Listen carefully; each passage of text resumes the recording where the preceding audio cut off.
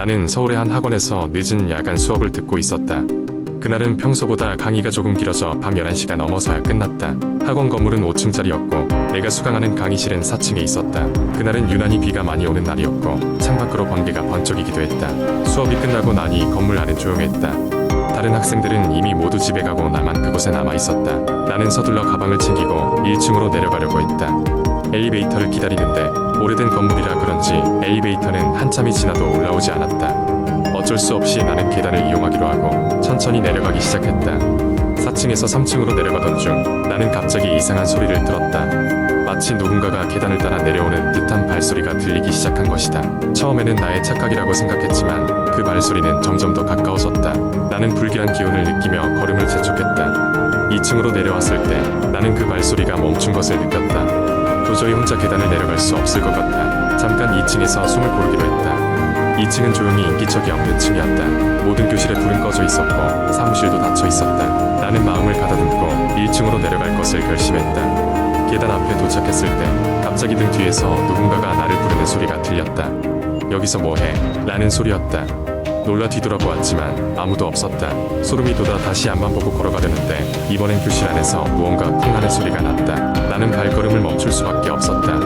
그 순간 교실 문이 스르륵 열리는 소리가 났다. 속으로는 이런 영화 같은 상황이 진짜 나에게 벌어질 리 없어라고 되뇌면서도 나는 발걸음을 교실 쪽으로 옮겼다. 빈 교실 안을 들여다보니 창가에 누군가 앉아있는 것처럼 보였다. 굳은 마음으로 조금 더 다가갔을 때 그것은 단순히 바람에 날린 커튼이 창틀에 의해 사람처럼 보였던 것임을 알게 되었다. 긴장이 풀리며 웃음이 나왔다. 역시 너무 예민했어 라고 생각하며 다시 계단 쪽으로 발걸음을 옮기려는 순간 등 뒤에서 무거운 발걸음 소리가 들리기 시작했다. 마치 무거운 무언가를 끌고 오는 소리였다. 두려움에 마음이 얼어붙은 나는 뒤돌아볼 엄두조차 내지 못하고 발걸음을 옮기기 시작했다. 계단을 내려가는 동안에도 그 소리는 끊이지 않았고 오히려 더 가까워지는 듯했다. 거의 뛰다시피 하며 1층으로 내려왔다. 다행히 1층 현관문은 잠기지 않았고 나는 밖으로 빠져나올 수 있었다. 밖으로 나오자마자 나는 학원 건물을 한 번 더 돌아보았다. 그때 학원 창문 하나에서 희미하게 환하게 비친 무언가가 보였다. 그것은 얼굴 없는 사람의 형체였다. 그 형체는 나를 바라보며 손을 흔들고 있었다. 당연히 그것이 누군가의 장난일 것이라고 했어 믿으려 했지만 그날 이후로 나는 절대 야간 수업을 듣지 않기로 마음먹었다. 그리고 오래된 건물에 남아있을 때는 항상 조심해야 한다는 것을 깊이 깨달았다.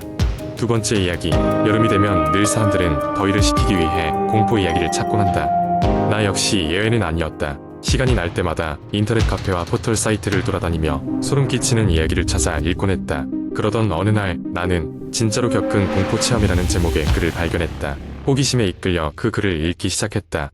글쓴이는 자신이 대학 시절 겪었던 기묘한 사건을 이야기하고 있었다. 그는 당시 지방의 한 대학에 다니고 있었는데 그의 동아리는 여름방학을 겸해 산소괴단 곳에 있는 펜션으로 MT를 갔었다고 한다. 흔히 사람들에게 알려진 관광지는 아니었지만 자연 경치가 아름답고 공기가 맑아 휴가를 즐기기에 더할 나위 없었다고 했다. 첫날 밤 그들은 펜션에서 바비큐 파티를 하며 즐겁게 시간을 보냈다. 하지만 밤이 깊어지고 기분 좋게 취기가 올라온 무렵 펜션의 주인 할머니가 다가와 조용히 말했다. 밤 12시가 되면 마당에 나가지 말아요. 특히 저 수도가 있는 쪽에는 절대 가지 말아요. 할머니의 표정은 갑작스레 심각해졌고 그녀는 그 외엔 더 이상 아무 설명도 하지 않았다. 젊음을 만끽하던 학생들은 이 말을 듣고는 할머니가 겁을 주려는 거라고 생각했다. 하지만 그중 몇 명은 왠지 찝찝한 기분을 느꼈다. 혹시나 하는 마음에 한 친구가 우리 저녁에 귀신 놀이할래?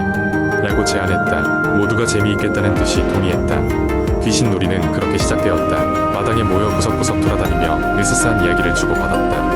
한참을 그렇게 놀다가 몇몇 층 먼 곳에서 흐릿하게 나타났다 사라지는 무언가를 보았다고 말했다. 저기 저 수도 있는 곳에 뭐가 있는 것 같아. 순간 그 자리의 분위기가 얼어붙었다. 그 수도 근처에는 낮에 봤던 오래된 벤치와 잡초가 무성하게 자란 공터가 있었다. 어두운 밤에 보니 더욱 음산해 보였다. 귀신 놀이로 자극을 받았던 한 친구가 용감하게 말했지만 긴장한 표정으로 말했다. 우리 한 명씩 가보자. 무서운 거 아니면 그만 놀자. 그녀가 먼저 나섰다. 겉은 태연한 척했지만 다른 이들의 마음은 조마조마했다. 그 소녀가 천천히 수도 쪽으로 다가갔다. 팀원들은 멀찍이 서 그녀를 지켜봤다. 그 순간 갑자기 바람이 불어와 고요했던 잎사귀들이 요란하게 흔들렸고 그녀는 비명을 질렀다. 뭔가가 내 발목을 잡았어.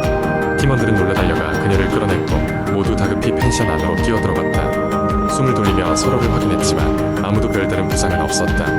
하지만 그녀의 발목에는 손자국 같은 멍자국이 남아있었다. 있었다. 자정이 지나고 불안감이 가시지 않던 그들은 결국 모두 모여 할머니에게 그날의 일을 이야기했다. 할머니는 한숨을 쉬며 과거 이야기를 들려주셨다.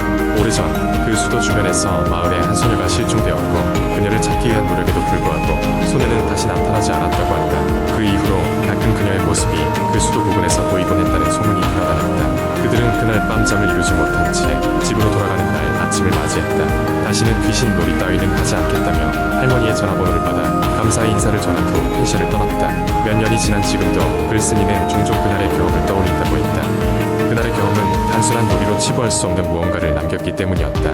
이 글을 읽고 나서 나는 섬뜩한 기운에 들어왔다. 사실 귀신을 믿지 않지만 알 수 없는 그 무언가가 존재한다고 생각하니 모든 것이 더 오싹하게 느껴졌다. 그래서 그날 이후 무더운 여름밤 혼자 있을 때면 가끔 나도 모르게 주변을 둘러보게 되었다. 세 번째 이야기. 대학생 시절 난 친구들과 함께 여름방학을 맞아 유명한 휴양지로 여행을 떠났다. 숙소는 한적한 시골 마을의 작은 민박집이었다. 그곳은 오래된 한옥 스타일의 집으로 고즈넉한 풍경과 어우러져 낭만적인 분위기를 자아냈다. 우리는 그곳에서 3박 4일을 보내기로 하였다. 첫날 밤은 별다른 일 없이 지나갔다. 시끌벅적하게 파티를 즐긴 후 우리는 피곤해서 모두 골아떨어졌다.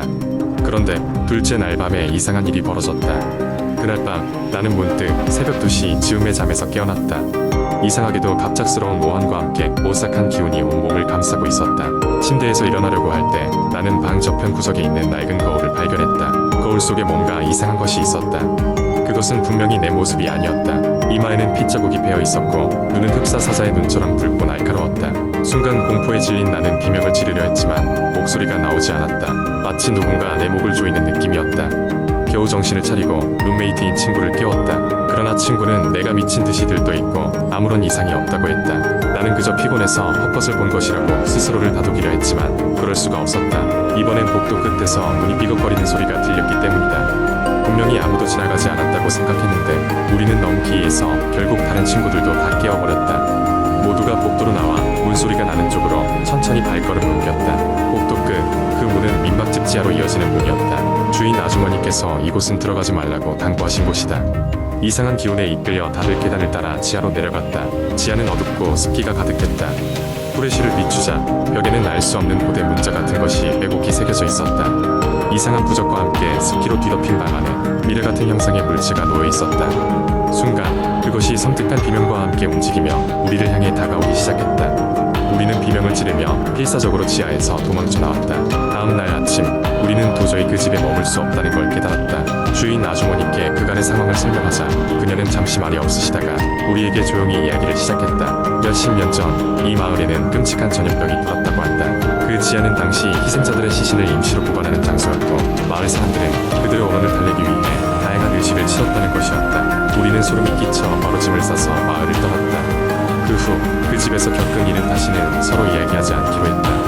그럼에도 불구하고 가끔씩 꿈에서 그 낡은 거울과 지하의 광경이 떠오르곤 한다. 아마도 그 집은 우리에게 어떤 잊혀진 기억의 조각을 남긴 것인지도 모르겠다. 집으로 돌아온 이후로도 난 여전히 그런 악몽에서 벗어나지 못하고 있다. 그것은 나에게 있어서 영원히 풀리지 않을 수수께끼가 되었다. 네 번째 이야기. 서울 외곽에 위치한 한 오래된 아파트 단지에는 오랫동안 기묘한 소문이 떠돌고 있었다. 이 아파트에 관한 가장 유명한 이야기는 바로 201호에 관한 것이었다. 201호는 몇 년 전 불의의 사고로 세 가족이 목숨을 잃은 비극적인 사건 이후로 줄곧 빈 채로 남아 있었다. 이후 그곳에 새로 입주한 사람들은 하나같이 이상한 경험을 하다 호련히 떠나버렸고 이로 인해 201호는 점차 귀신이 나오는 집으로 소문이 났다. 대학을 졸업하고 직장을 구하던 승주는 저렴한 월세를 찾아 헤매던 중 이 아파트를 발견했다. 그는 집주인으로부터 201호의 사연을 듣고 기이한 감정을 느꼈지만 당시 처한 경제적 상황 때문에 망설일 여유가 없었다. 결국 승주는 201호로 이사를 오게 되었다. 처음 며칠간은 아무 일도 일어나지 않았다. 하지만 어느 날 밤 승주는 이상한 소리에 잠에서 깼다. 누군가 부엌에서 컵을 깨뜨리는 듯한 소리였다. 눈을 비비며 부엌으로 걸어가 보았지만 깨진 컵 하나 없이 모든 것이 고요했다. 이어지는 며칠 동안 승주는 한밤중에 다시금 여러가지 소리를 듣곤 했다. TV가 혼자 켜지는 일도 있었고 가끔은 누군가가 거실을 걸어 다니는 발소리가 들렸다. 승주는 처음에는 스트레스와 피로 때문이라 생각하며 무시하려 했지만 사건은 점점 심각해졌다. 하루는 샤워를 마치고 거울을 보는데 보연 거울 위에 희미하게 나오라는 글씨가 적혀 있었다. 또 다른 날은 문득 베란다에 누군가 서 있는 느낌이 들어 내다봤을 때 하얀 원피스를 입은 여자가 자신을 응시하고 있는 것을 발견했다. 그러나 깜짝 놀라 눈을 비비고 다시 볼 때면 아무것도 없었다. 점차 승주는 밤에 잠드는 것이 두려워졌다. 어느 날 밤 그는 매일같이 일어나는 기이한 일들의 원인을 밝히고자 이 아파트의 과거를 조사하기로 결정했다. 지역 도서관과 인터넷을 통해 찾은 결과 그는 201호에서 발생한 비극적 사건의 전말을 알게 되었다. 몇 년 전 한 가족이 그 아파트에 입주했을 때 아버지는 심각한 우울증을 앓고 있었다. 경제적으로도 많은 어려움을 겪고 있었던 그 가족은 결국 극단적인 선택을 하게 되었고 이후 그곳을 찾은 사람들은 하나같이 알 수 없는 불안함과 두려움에 시달리다 떠나버렸다고 했다. 승주는 이사를 결정해야 할 시점이라고 느꼈다. 그러다 이삿짐을 싸던 중 오래된 서랍장 뒤에서 낡은 일기장을 발견했다. 그것은 그 가족의 어린 딸이 쓴 것이었다. 일기장에는 날마다 이 집엔 무서운 아저씨가 있어요 라거나 아빠가 밤에 밖에 나가지 말래요 같은 이야기가 적혀 있었다. 급기야 마지막 장에는 우린 이제 바깥 세상으로 여행을 갈 거예요 라는 문구가 있었다. 승주는 등골이 오싹해졌다. 그는 서둘러 짐을 싸고 아파트를 떠났다. 그리고 그곳의 소문이 사실일지도 모른다는 두려움이 그를 떠나지 않았다. 이사를 가고 난 후에도 가끔 밤에 부엌에서 컵 깨지는 소리가 들리는 악몽을 꾸곤 했다. 몇 년이 지난 지금도 201호는 여전히 비어있다고 한다. 가끔씩 그 아파트를 지나는 사람들이 창가에 서 있는 하얀 원피스의 여자를 보았다는 이야기를 전하곤 한다. 그리고 그 이야기는 새로운 소문으로 퍼져나가 그 아파트 단지를 더욱더 공포의 장소로 만들어가고 있다.